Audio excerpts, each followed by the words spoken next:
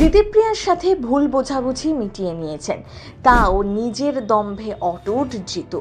I am the best Facebook পোস্টে নিজেই বললেন। এভাবেই কি দিদিকে বুঝিয়ে দিলেন তিনি সেরা সেরা?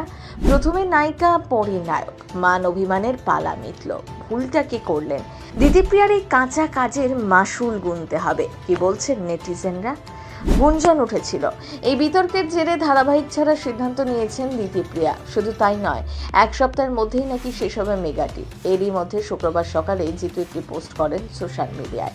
অভিনেতা লেখেন, ময়দান ছেড়ে ভীতু, অসৎ, মিথ্যেবাদীরা পালিয়ে যায়। আমি পালানোর মানুষ নই। প্রডিউসার এবং চ্যানেলের প্রতি আমি দায়বদ্ধ, সর্বোপরি দর্শকের প্রতি দায়বদ্ধ। প্রফেশনাল এবং পার্সোনাল লাইফ আমি আলাদা করে রাখতে পারি। আর্টিস্টের প্রজেক্ট ছাড়ার একমাত্র কারণ ব্রিচ অফ কন্ট্রাক্ট, সেটাও তো এখনো হয়নি। এই পোস্ট দেখার পর ধারাবাহিকের ভবিষ্যৎ নিয়ে যেন আরও চর্চা শুরু হয়েছিল। এরই মধ্যে সুখবর এলো, সন্ধ্যাবেলা একে একে পোস্ট করলেন দুই অভিনেতা। প্রথমে দিতিপ্রিয়া লেখেন, প্রোডাকশন হাউসের সহযোগিতায় আমার সহ অভিনেতাদের সাথে যে ভুল বোঝাবুঝি ছিল তা মিটিয়ে নিলাম।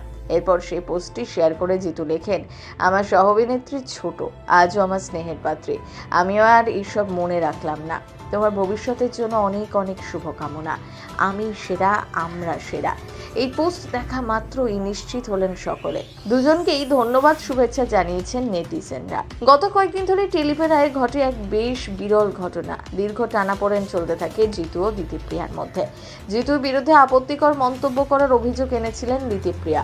উল্টো দিকে জিতুও নাম না করে দিতিপ্রিয়ার বিরুদ্ধে ভিকটিম কার্ড খেলার মতন অভিযোগ তুলে বিতর্ক উস্কে দেয়।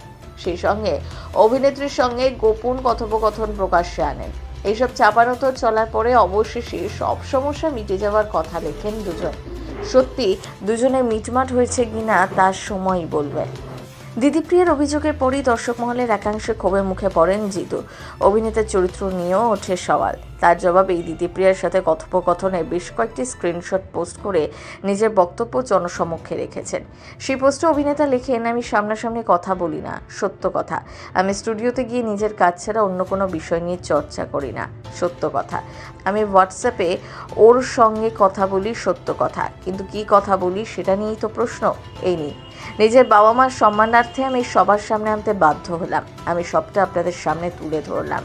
যদি বলেন ভুল, সরাসরি বলবেন, আমি নিজেকে পাল্টে নেব। প্রথম বাংলা ব্যুরো।